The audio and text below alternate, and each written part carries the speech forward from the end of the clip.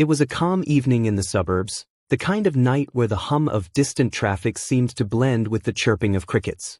Streetlights illuminated the quiet sidewalks, casting long shadows against neatly trimmed hedges. James Carter, a distinguished man in his early 40s, walked home after a long day at work. The polished leather of his briefcase gleamed faintly under the lights as he strolled down the familiar street, his mind occupied with the events of the day. James was the type of man who carried himself with quiet confidence. His sharp gray suit and the subtle glint of his cufflinks hinted at his success, but he was never one to flaunt his achievements. As a respected judge, James had spent years building a reputation for fairness and integrity. To him, justice wasn't just a profession, it was a calling. He had seen the best and worst of humanity from his place on the bench, and he believed in the power of the law to bring about meaningful change. But tonight, James wasn't thinking about the courtroom. He was looking forward to getting home, slipping into something comfortable, and perhaps enjoying a quiet evening with a book. The day had been particularly taxing, filled with back-to-back hearings and tough decisions. All he wanted now was a moment of peace. As he turned a corner onto his street, the familiar sights of his neighborhood greeted him. The soft glow of porch lights illuminated tidy lawns and mailboxes. He thought about how much he loved this community, a place where everyone knew each other, where kids played outside without fear, and where he felt a sense of belonging. That sense of comfort shattered in an instant. From behind him, the piercing wail of police sirens filled the air. Startled, James turned to see two police cars speeding toward him. Their lights flashed, casting an ominous blue and red glow across the street. He froze, his mind racing. What was happening? Before he could react, the cars screeched to a halt, and 4 officers jumped out, their hands resting on their holsters. "Get on the ground. Hands where we can see them," one of them barked. For a moment, James thought they must have mistaken him for someone else. He looked around, expecting to see someone running away or causing a commotion, but there was no one else on the street. The officers were looking directly at him. "I think there's been some kind of mistake," James began, his voice calm but tinged with disbelief. "Down on the ground." "Now," the officer repeated, his tone more forceful this time. James felt a knot tighten in his stomach. He had heard stories like this before, stories about people being wrongfully targeted, assumptions being made based on little more than skin color. But he never imagined it could happen to him, here, in this neighborhood, where he had lived for years. Slowly, he complied, lowering himself to his knees and placing his hands behind his head. His heart pounded as he felt the cold metal of handcuffs close around his wrists. By now, the commotion had drawn the attention of neighbors. Porch lights flicked on, and curtains parted as people peeked out to see what was happening. A few ventured outside, their faces etched with confusion and concern. "That's James Carter," someone exclaimed. "He's our neighbor." "He didn't do anything," another voice called out. Cell phones appeared, their cameras capturing every second of the incident. James glanced around, his mind still grappling with the surreal nature of what was unfolding. The officers ignored the growing crowd, focusing instead on frisking James. They searched his pockets, pulling out his wallet and phone. One officer opened the wallet, examining his ID. "Why are you here?" the officer asked, his tone sharp and accusatory. James took a steadying breath. "I live here. Just down the street," he replied evenly. "I'm walking home after work." The officer frowned, his skepticism evident. He glanced at the ID again, but whatever doubts he had about James's story didn't seem to dissipate. Another officer opened James's briefcase, rifling through its contents. Inside were legal documents, a laptop, and a pen. Nothing that could even remotely be considered suspicious. "Looks clean," the officer muttered to his colleague, but his tone suggested he wasn't convinced. The scene felt like it dragged on forever.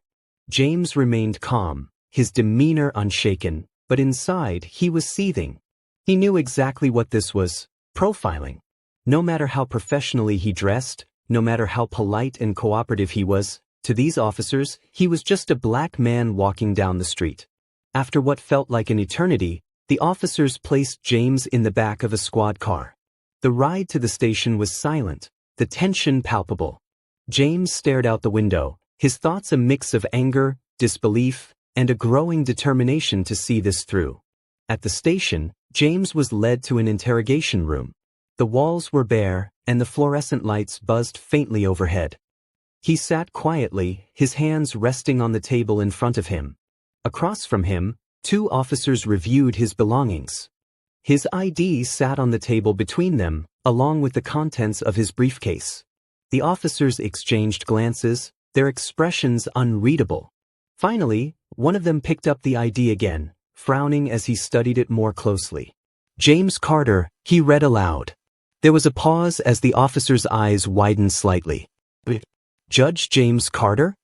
James nodded, his expression calm but resolute. "That's correct." The silence that followed was deafening. The officers exchanged uneasy glances, the weight of their mistake sinking in.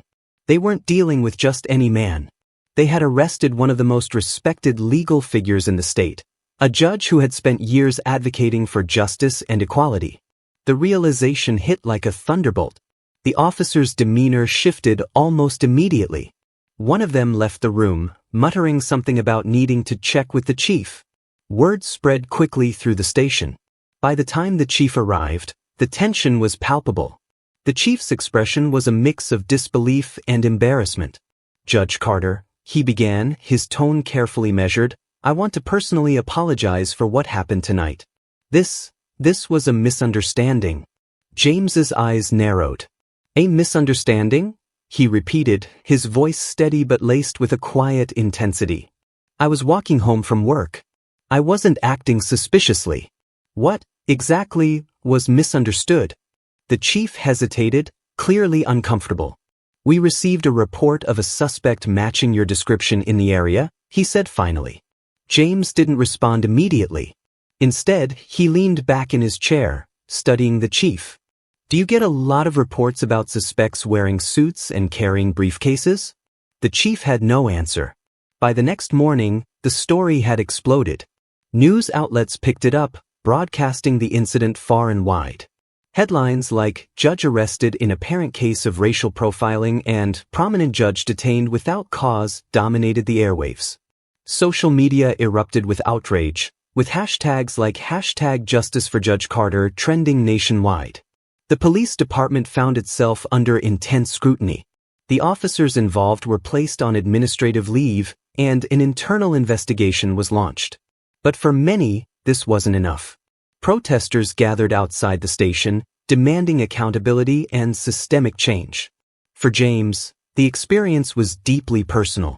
As someone who had dedicated his life to upholding the law, being subjected to such blatant injustice was a bitter pill to swallow. But he refused to let it define him. Days later, James stood before a crowd of thousands at a community rally. His voice was steady, his words measured but powerful. "What happened to me isn't unique," he began. "It's a symptom of a much larger problem, a system that too often judges people not by their actions but by their appearance." The crowd erupted in applause, their voices a chorus of support and solidarity. James continued, his gaze sweeping over the sea of faces. "I'm fortunate," he said. "I have a platform. I have a voice that people listen to. But what about those who don't? How many others have been subjected to the same treatment without the means to fight back?" His words resonated far beyond the rally. The incident became a rallying cry for reform, sparking debates in courtrooms, legislative chambers, and communities across the country. For James, the ordeal was a stark reminder of the work that still needed to be done. But it also reaffirmed his commitment to justice. As he looked out at the crowd that day, he felt a renewed sense of purpose. This wasn't just about him. It was about the countless others who had been wronged, silenced, and overlooked. And as long as there was work to be done, James Carter would continue to fight, not just as a judge, but as a man determined to see justice prevail.